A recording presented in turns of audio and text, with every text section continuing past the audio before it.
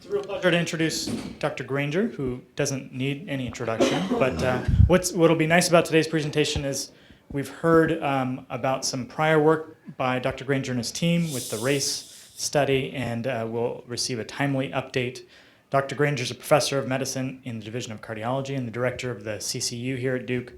Among a number of international and national leadership positions, he runs a number of clinical trials. And we look forward to hearing an update on some of his really exciting work that continues to speed away with. Great, thanks, Upsal. And yeah, I'm going to provide an update on some of our projects that are aimed at implementation, aimed at quality improvement and better applying effective approved treatments. Here are my disclosures. This was taken by Matt Sherwood, I think, Catherine, on Tuesday or something? Yeah, I think it was maybe Thursday. Anyway, yeah, so this bird was sitting outside my window looking for me, and I'm not sure how to, what the message is, but So I'm going to talk briefly about three problems that we've got and how we address them, how we're trying to address them.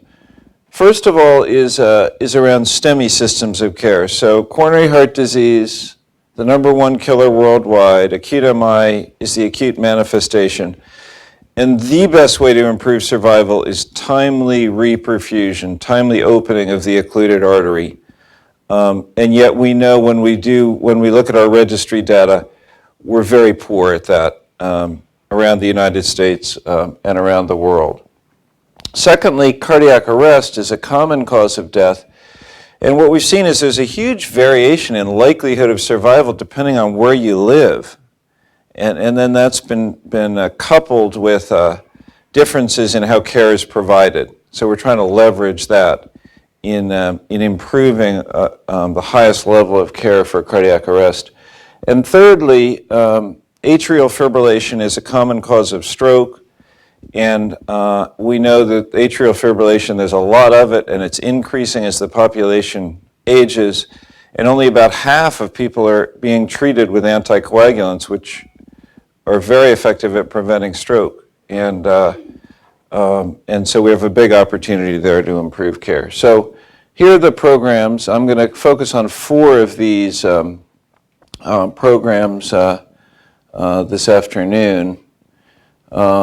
These are fairly substantial scope. The RACE program, which Uptal mentioned, was our beginning program in North Carolina. We've now engaged the 120 hospitals, the 640 EMS agencies, and a lot of the public health people to create a regionalized approach to care of patients with heart attacks. And then that's been leveraged to also address cardiac arrest. And then there have been related programs, national programs, the Mission Lifeline program that the American Heart Association runs that we've been very involved with. And then a couple of additional programs, the American Heart Association STEMI Accelerator program, that looked around the country and identified, and these people would come, they'd call us and they'd say, can you come help us to do what you've done in North Carolina in our region?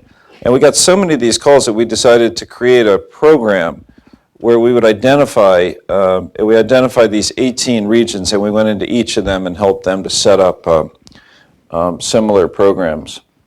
And then we have the Heart Rescue program funded by the Medtronic Foundation, and this is bringing together the experts in cardiac arrest around the country and identifying best practices and implementing improved care. And then a couple of programs in atrial fibrillation. And I'll start with a patient, with a case. This is a 15-year-old girl who was at softball practice in High Point about a year ago. And she was running around the bases, got to home plate, and fell on her friend. And her friend thought it was just a joke, but it wasn't. She became unresponsive, had some seizure-like activity. They couldn't wake her up. So the coach looked around and said, does anybody know CPR? And her friend Taylor Bisbee said, yes, in fact, I took CPR yesterday as part of the state program that was promoted by the race cars group. She didn't say all that, but she said, yeah. She said, I took CPR yesterday as part of the school program.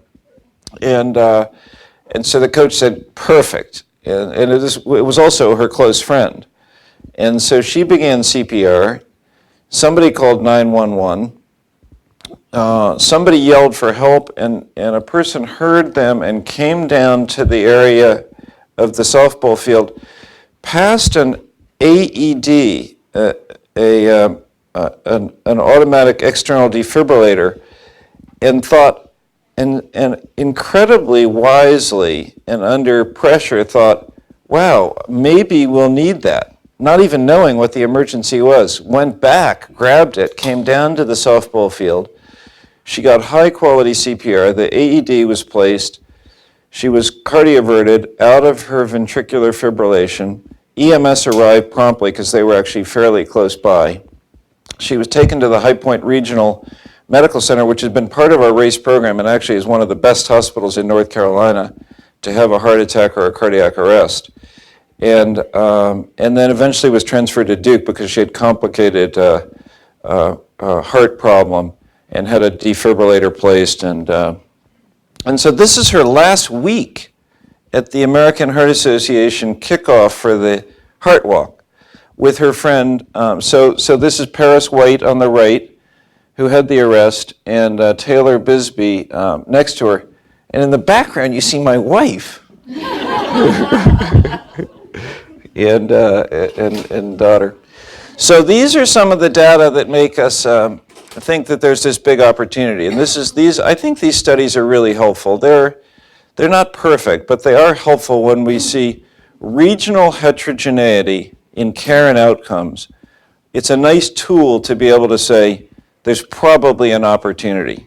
So if you have a cardiac arrest in Seattle, where for years they've been highly focused on this issue, then you have a 5-fold greater chance of survival than if you have a cardiac arrest in Alabama or in North Carolina, we think, has been more like Alabama than like Seattle. So our mission is to develop and share knowledge that improves the care of patients around the world through innovative clinical research.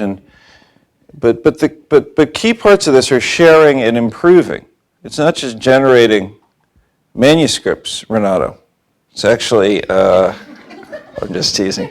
Renato does some of our best work in this area, but it's actually getting out there and improving the care. And the NIH has fully recognized this for years with the paradigm of these key barriers in the transition of how we take something from the basic science to improving public health. And with this recognition, including with the appointment of George Mensa, who did a lot of good work at the CDC as the head of this Center for Translation Research and Implementation Science, and a lot of focus on that from government funding agencies, including NIH and PCORI. So, and I'll get back to how that links to these programs, but why did Paris White survive? So, and these are some of the reasons. And each of these now we've learned through research, through careful assessment of the various factors related to improved survival is important to improve survival. Recognizing that a cardiac arrest occurred, it sounds obvious, but it's not. And recognizing quickly. A lot of times people misinterpret that if a person collapses and they still have some breathing or some movement that they're not having a cardiac arrest. Turns out 40% of people who have a cardiac arrest still have some breathing, have some agonal breaths for as long as several minutes sometimes. Calling 911 because you have to get defibrillation, no matter how good the CPR is, relatively quickly for survival.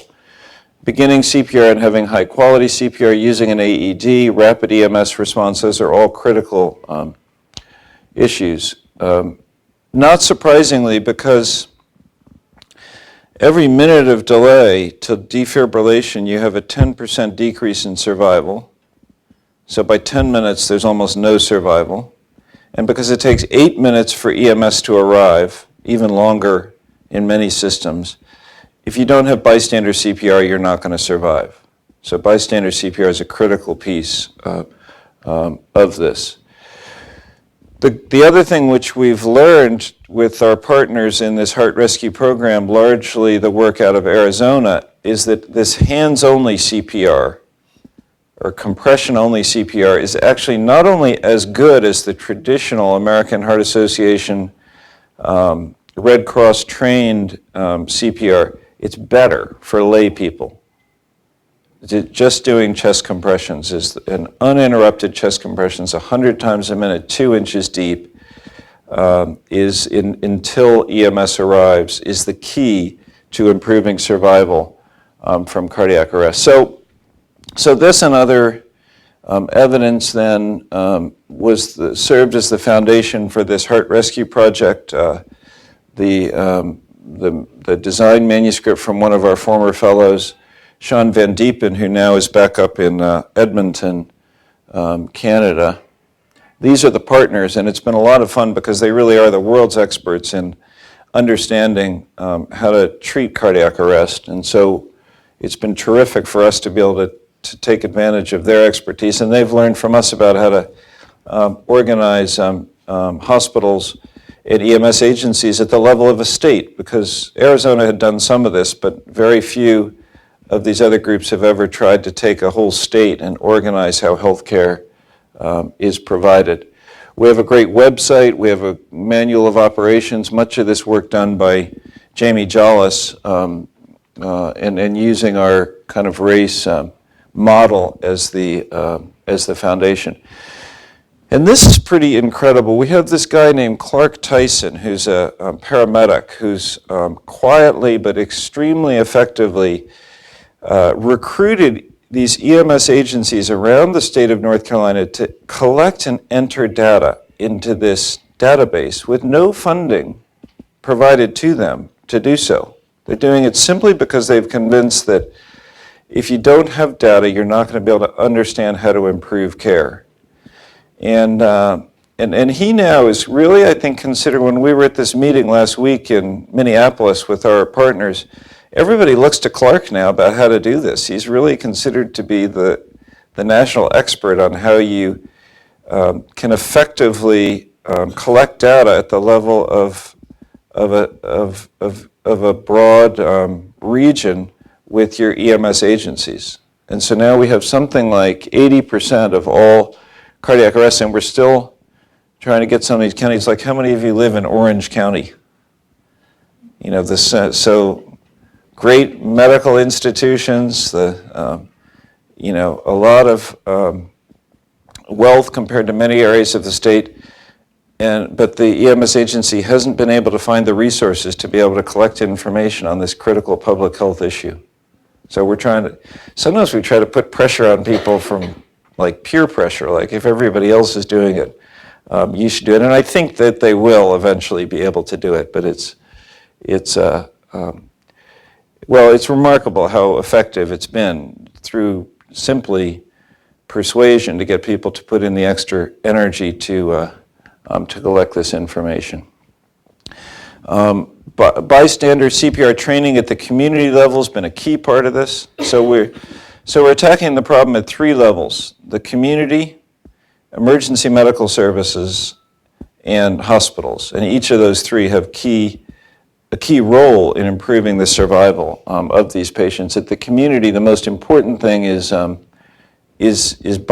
CPR training and dispatch instructions. So when you call 911, that the person who answers the phone can identify if a cardiac arrest has occurred, and then help the people who call, if they're able to provide CPR. And actually, that's been a very important part of this as well. So I showed this. I've showed this slide before.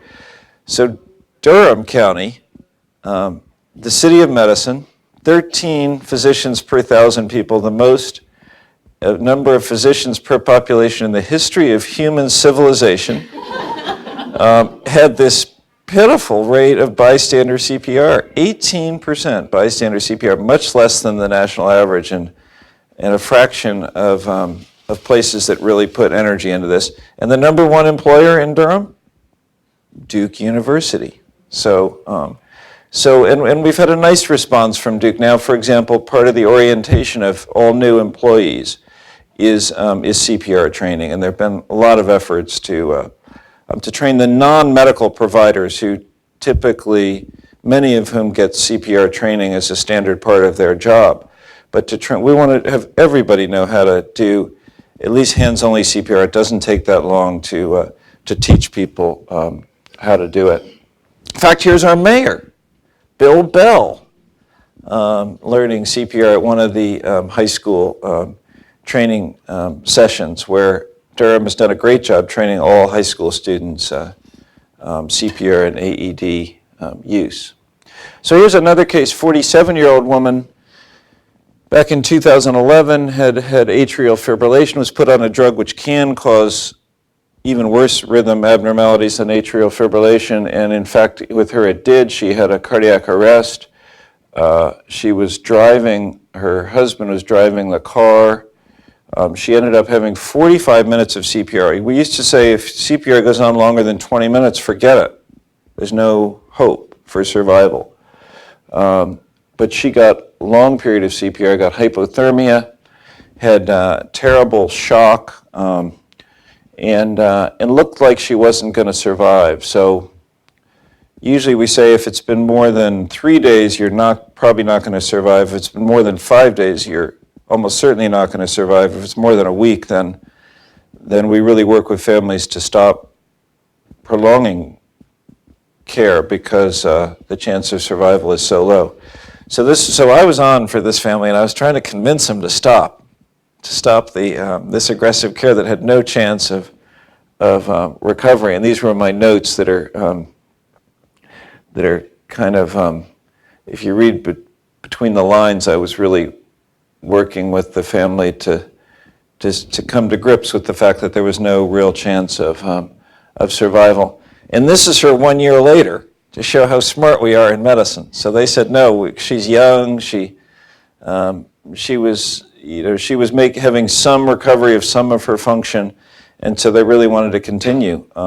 And she not only survived, but now she's kind of one of our great advocates, helps train CPR. There's this terrific video that Monique Anderson made with the Duke film crews about her. That's a great story, and she's been here. Some of you may have met her before. She's been here before for DCRI CPR events. And she makes the point that one of the things that we've learned is we were probably stopping care too early on some of these patients, especially when they get hypothermia, that sometimes it takes longer for people to recover.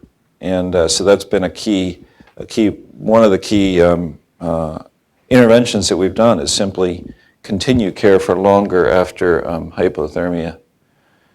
Here's Mina Rao in the yellow at one of our DCRI supported events at the Science Museum over in Raleigh. We've learned that if you train CPR under a dinosaur, kids get more excited about it. But maybe that's not the most important place to be teaching CPR. It's a good, we have lots of opportunities and lots of good efforts going on. But one of the questions along the lines of what Rob has been doing and the folks at the School of the Environment is doing this geospatial mapping. And we've done some of this with cardiac arrest to identify the areas where one is most likely to have a cardiac arrest, least likely to get bystander CPR, least likely to survive. Not surprisingly, it tends to be in the low socioeconomic neighborhoods that cardiac arrest is more common and that survival is less likely. But then we have targeted things like this. This was a public service announcement that was placed in movie theaters. So we targeted this in those areas which we identified had lower rates of bystander CPR. And I think it's making a difference. Actually, we are seeing, and I'll show some of this, increased rates of CPR now, 3 or so years into the program. CPR quality is another thing. Not only is it important to do CPR, but it's important to do it in high quality. And basically, that means a few things. It means that the CPR has to be uninterrupted, that when we stop CPR, that's a bad thing, even for a minute or two while we're trying to see if the patient's got a pulse back and intubating and other things. That needs to be 2 inches deep.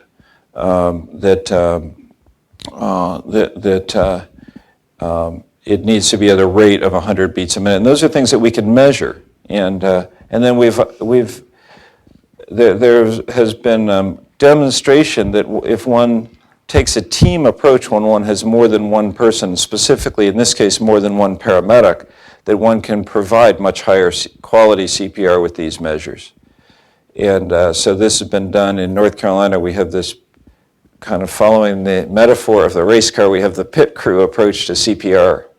And so we have these protocols, state protocols in place, and we have agencies that have fully engaged in this that are doing this and others that haven't. And this is what we see. There's about twice the rate of survival in the agencies that are using this coordinated approach to assuring high quality CPR. So this is our metaphor. If in 11 seconds we can change 4 tires and fill a tank of gas and adjust the chassis, that with a team approach for cardiac arrest care, we should be able to also do high quality work that's highly time dependent. And so this came from Jamie Jollis from Friday. This is the Coca-Cola 600 in Charlotte. And here's Donica Patrick, who's now joined the race cars team. And we are getting some help now from NASCAR for promoting some of the race program. I'm actually not sure she's talking about race right there. But anyway, Jamie took that picture. So what are we seeing? Well, the first thing that we're seeing, not surprisingly, because you saw how successful we're being at capturing data, is the foundation is the measuring and feeding back data. And so we have been highly successful across these 6 states, actually 8 states, and a national ambulance agency, AMR, in collecting lots of data on cardiac arrest through the CARES registry. So now we're up to about 60,000 cases and a lot of survivors in this data set. And then this is what we're seeing. It's so far, this is very preliminary, but we're seeing that we are having improved survival over time. Our goal is a 50% improvement in survival over 5 years. That's very ambitious. But we have this real challenge, and this is one way that we're trying to tease this out, where the early agencies and counties that were involved tended to be people who'd already been concentrating on this, already were collecting data. And then over time, we've had the addition of agencies which are less focused on this and have higher mortality. And so Hussein is helping us with trying to deal with this, because we have to take some kind of a cohort approach and adjust for the fact that we have addition of information that's coming in over time, which is making the overall data look as though we're not seeing improvement over time. But if we tease out and try to focus on the agencies that have been in for longer periods of time, or account for that, and we're looking for additional ways to be able to account for that in terms of the analytic approaches. So in one of the other ways, Carolina Hansen, who had a baby on Friday, so she's not here, she's done some nice work. And what she did is she took the 4 counties in North Carolina for whom we've had data for 4 years now, and looked at just those counties. And they have high quality data, and look what's happened to them over time. And so what we see is that bystander CPR has increased by 24%. This includes Durham, by the way. It's good. Defibrillation by first responders, that basically means the fire department, not the paramedics, and they bring AEDs with them. They're not trained to do everything, but they are trained to defibrillate, and that's increased. And then overall survival increased by about 25% in this particular cohort. So we think we're seeing good things so far, although we're about 3.5 years now into the 5-year project. Let's see, I'll switch gears now for a few minutes to Stemi Care. So this is something we've been involved with for longer. And partly through the work that we've done now, the guidelines say that as a Class 1 recommendation, level of evidence B, that communities should have a regional system of care for treating patients with ST elevation myocardial infarction.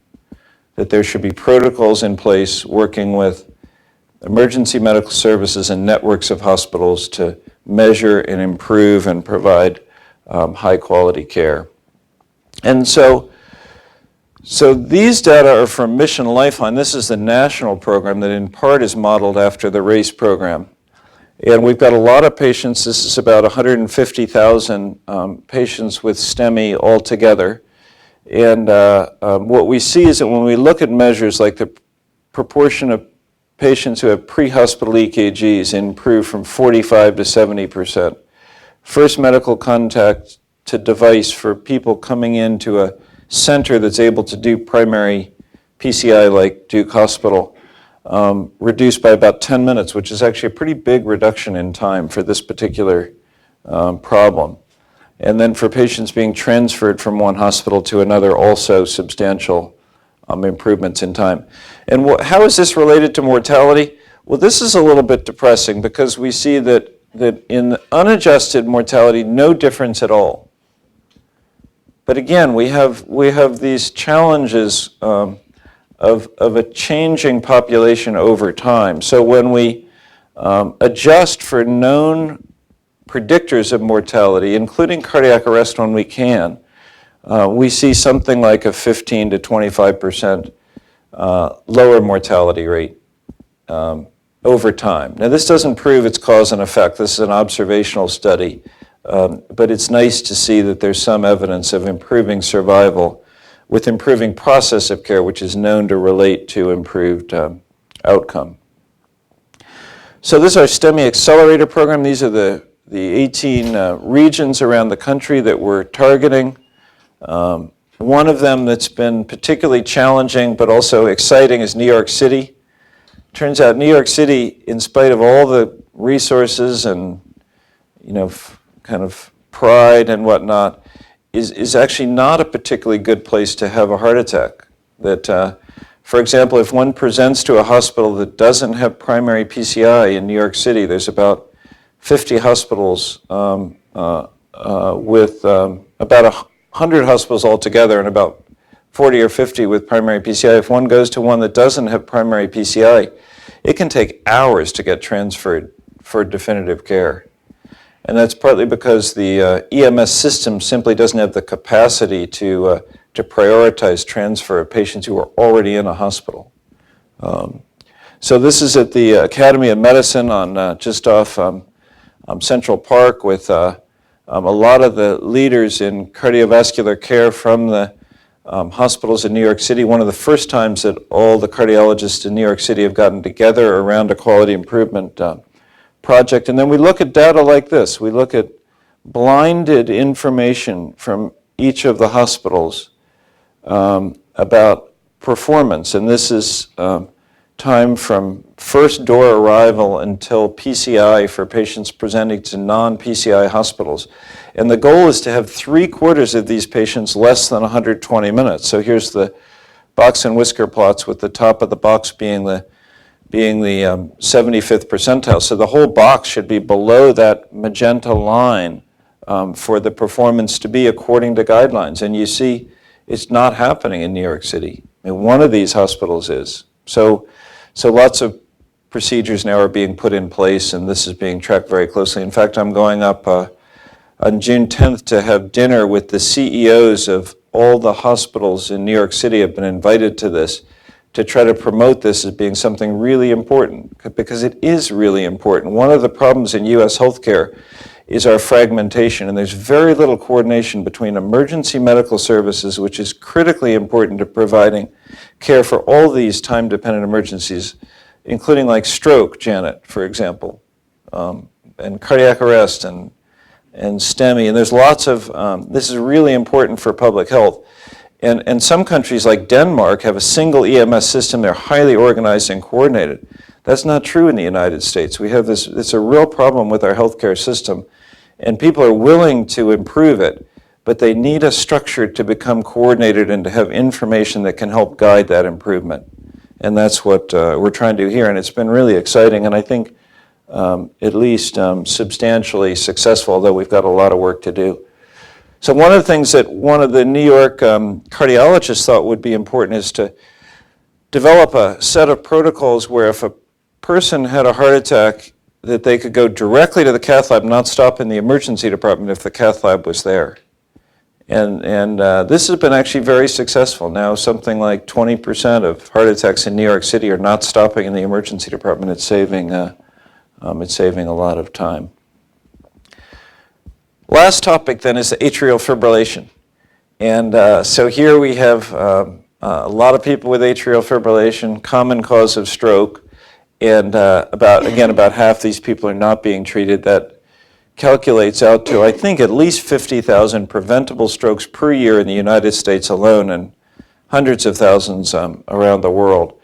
So this is a fun project that Renato has been key in.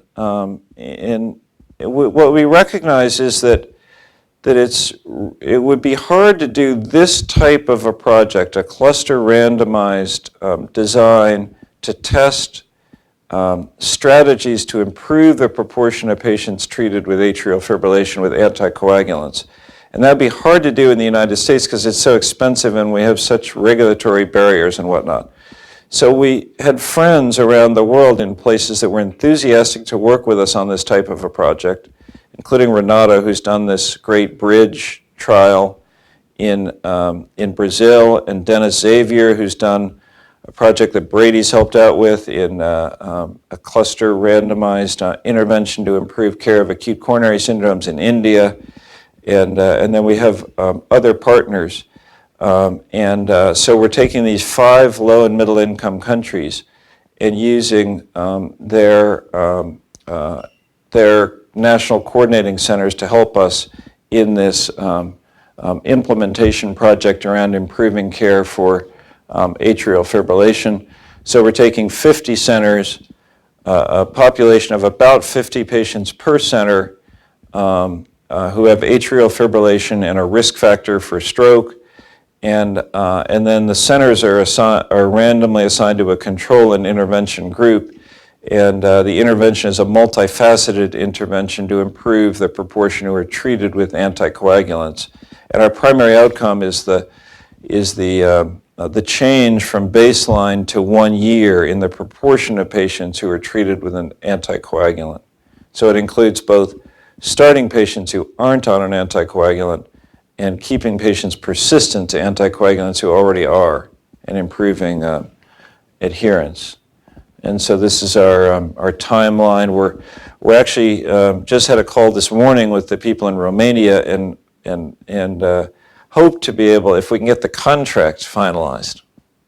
It's amazing, all the things you would think that would be barriers. There's huge challenges in doing this.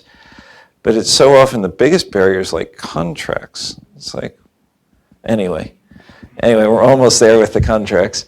And then we hope to randomize and begin enrollment this week in Romania. So it's perfect timing for kind of kicking off the project. Again, it's the baseline to 1 year change that's our primary outcome. Here's some of our investigator meetings in India, in Argentina, in Romania over the last few months.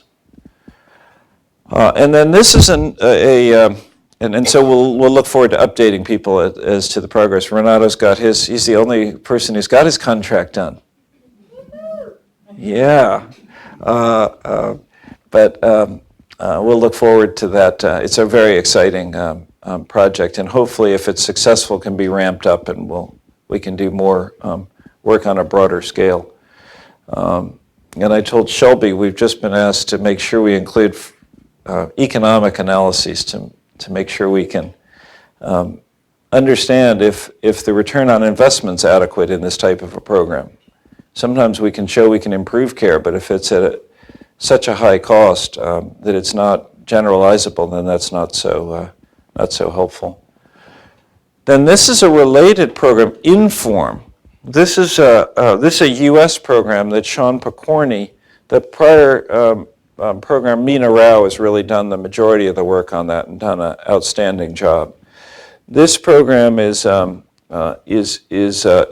on the U.S., on U.S. healthcare systems, recognizing that in the U.S., the way we have to tackle many of these problems is at the level of the health system, that going to individual physicians is not going to be the answer. And so this is plans to identify 5 health systems in the U.S. and to go in and get together the stakeholders, establish a measurement and feedback system, and work on a broad intervention to improve the proportion of patients who are treated. And there's other work going on in this area, including through some of the work that Eric Peterson and Anne-Marie Navarre and others are doing that's helping us in understanding how to attack this. And we're starting out with a qualitative interview process to better understand really why is it that so many patients are not being treated with anticoagulants, because we still have a relatively primitive understanding of that.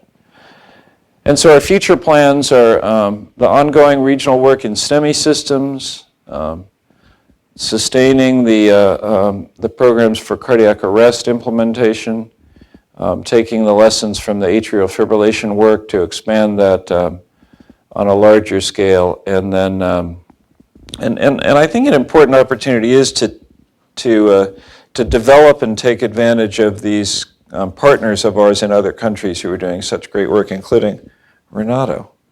But we really do have a great group of collaborators who are both efficient and effective and highly engaged and excited to be doing this work in these other countries. That's been a great part of this. Thanks for your attention.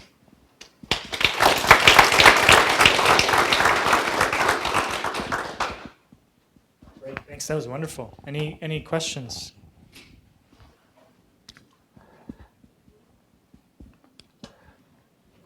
Doug. Early on, you had a slide that showed the rates, I think it was of CPR for like Seattle and Toronto versus North Carolina and all.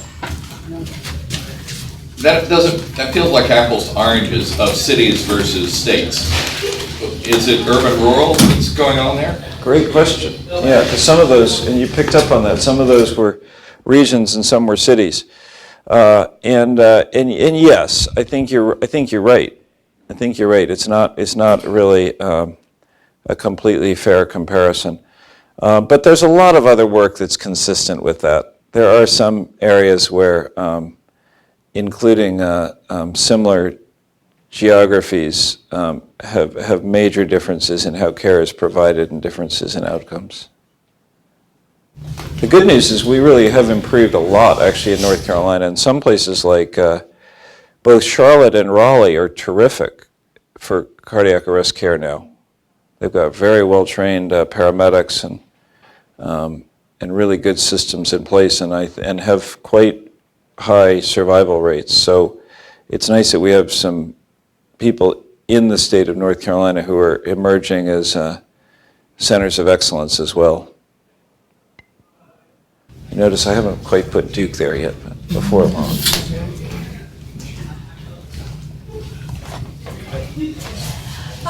My question is regarding the anticoagulant therapy. One of the options is warfarin, and would it be possible aspirin 325 milligram each day if warfarin is not an option in some countries? Sorry, do you use aspirin? Aspirin. Is this the option? Yeah, so great question. So the answer is it's not a very good option. It's nowhere near as good, but you've identified, your question has just so the question was, how about using aspirin if a person's not a good candidate for an oral anticoagulant, for example, with warfarin? And the question is a key one because it highlights a real opportunity, and that is that and the guidelines reflect this, aspirin is no longer considered to be an appropriate choice if a patient can possibly be a candidate for an oral anticoagulant, which is far better than aspirin. Too many people have been comfortable saying aspirin is actually somewhat effective, therefore I'm happy just having my patient on aspirin. It's a common reason for not using an oral anticoagulant. And what we've learned, including in some of the more recent trials, is that it's not nearly as effective as an oral anticoagulant, and the safety may not be so different. We've also, I think, been somewhat under the misperception that aspirin is very safe. It's not high risk, but it does have bleeding associated with it. And for example, one of the new drugs, apixaban, in a trial called Averroes that evaluated patients who weren't considered to be candidates for warfarin, the rates of intracranial hemorrhage were the same with aspirin as they were for the anticoagulant apixaban. Do you have any suggestions regarding the dosage, 81 milligram or higher dose? Yeah, I think the simple answer is yes. I think 81 milligrams is the most appropriate dose for atrial fibrillation with aspirin. Thank you. Dr. Lee? Chris, I was curious as to what is the basis for your statements about the fact that Bystander CPR, just a chest compression type of CPR, is as good or better than other methods of CPR that have been used over time. What's the nature of the studies that have been done to sort of evaluate different methods of doing CPR? Yeah, good question, Kerry. So much of it comes from Arizona. It comes from there are a few sources, some mechanistic observations and the evolving understanding of the role of CPR, as well as the work from Arizona, where and this has been widely published in JAMA, I think New England Journal, one of these manuscripts, where there's an association. Now, granted, these are observational studies, but as there's been a shift to using hands-only CPR, that's the use of hands-only CPR has been associated with the best adjustment that people can do with as good or better survival, and it's of course much easier to train people. And one of the barriers to doing CPR has been the resistance of people to do mouth-to-mouth resuscitation. And so I think we have reasonably good evidence, first of all, that doing CPR for 5 minutes or so until EMS gets there, that simply doing high-quality chest compression actually does provide circulation that's adequate to preserve cerebral viability. So that's number one, is that there's some basic mechanism, including in dogs and other models, that compression only is enough. There's actually, air does move in and out with compression only. And the key thing is to have circulation, not to have full oxygenation of the blood during circulation. So that's number one, is the mechanistic understanding. And then number two is that it's much easier to get people to do CPR if it's compression only. And compression only is much better than none.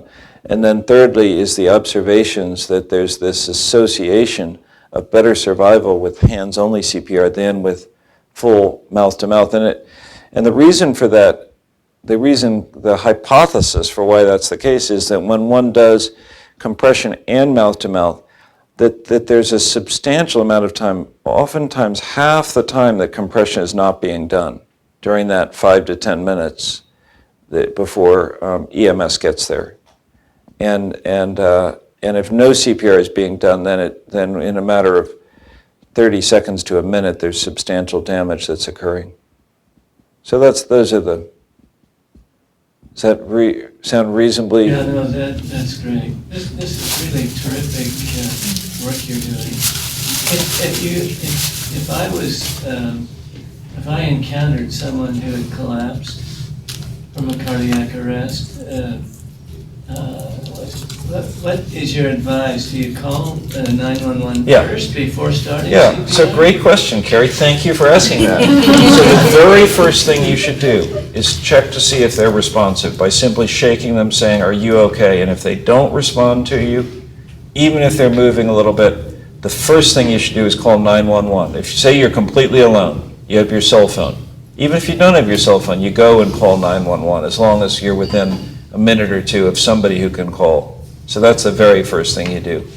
And then the next thing you do is do CPR. And if you have help, turns out even 5 minutes of this 100 times a minute deep compression CPR is exhausting. What we recommend is that people switch. If there's other people around, you should switch every 2 minutes, because a normal human being cannot do high quality CPR for longer than about 2 minutes without beginning to tire out. So call for some friends too. Shelby, did you? Oh, I was going to ask, who are the funders who are interested in these big international quality improvement types of stuff? Yeah, so good question. So we're getting a variety of funding, you probably gathered. So for the cardiac arrest program, it's largely from the Medtronic Foundation. It's a separate group from the from the Medtronic Corporation. For the race cars, we got funding from health systems. We got like $10,000 a year from each of the PCI centers because they thought this was something really important to contribute to a central structure. And funding from Blue Cross, and funding from some companies who had products that they were interested in contributing to this. And then for the AFib program, we've got funding from a variety of mechanisms. And I have to give Mamie Reddick the credit here because she's been remarkably effective at identifying ways to get research funded. And she's put together kind of a patchwork of funding from CME programs. CME, these are all from industry, largely from the companies that make the new anticoagulants, even though in this program, the vast majority are going to be treated with warfarin because these countries can't afford the new drugs.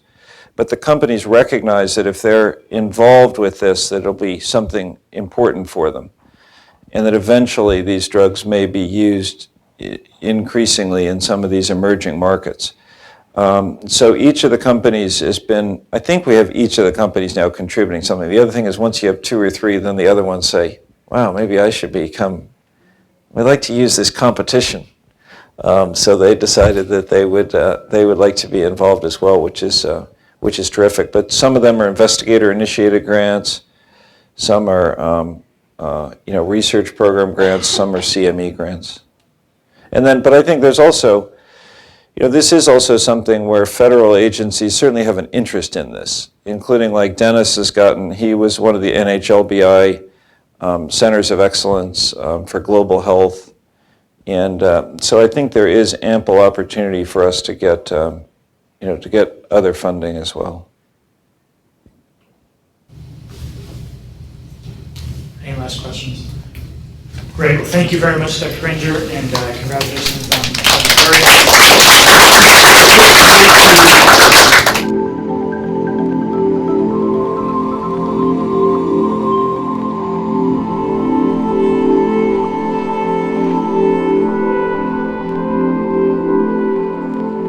suggestions that we'd like to balance with the remainder of thoughts out there. So please, if you could, it'd take 1 minute or 2 minutes. There's only a few questions. Thanks.